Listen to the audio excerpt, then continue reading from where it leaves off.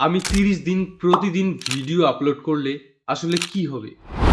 আমি একটা নতুন এক্সপেরিমেন্ট শুরু করছি।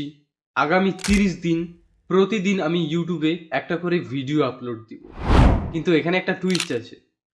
হয়তো আমার চ্যানেল এক্সপ্লোড করবে, আর না হলে আমার চ্যানেল পার্মানেন্টলি ডিলিট করে দিব 30 দিন পর।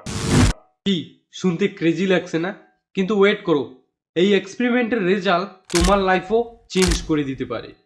আজ থেকে প্রায় 2 বছর আগে আমি একটা ইউটিউব চ্যানেল খুলে বসেছিলাম। 0 ভিউ, 5 ভিউ, 10 ভিউ। তারপর আমার মাথায় একটা প্রশ্ন আসলো, আমি কি ভুল করছি, নাকি আমি এগনোর চেষ্টা করছি না। যদি তুমি একটা নতুন ইউটিউবার হও তাহলে এই পেনটা বুঝবে। সবাই এগিয়ে যাচ্ছে আর আপনি স্টক হয়ে আছেন।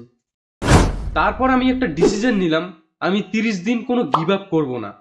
তাতে রেজাল্ট যাই হোক, প্রত্যেক দিন একটা করে ভিডিও আপলোড দিবই।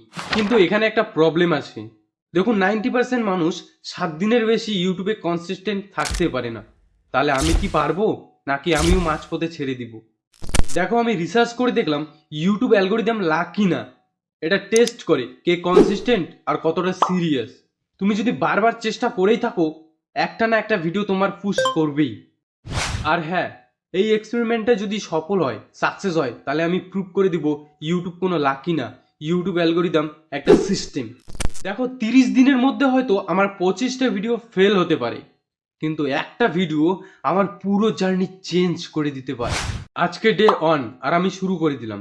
এখন দেখার বিষয়, 30 দিন শেষে আমি উইনার হব না কুইটার। আপনি যদি এই পুরো জার্নিটা ফলো করেন তাহলে অবশ্যই সাবস্ক্রাইব করবেন।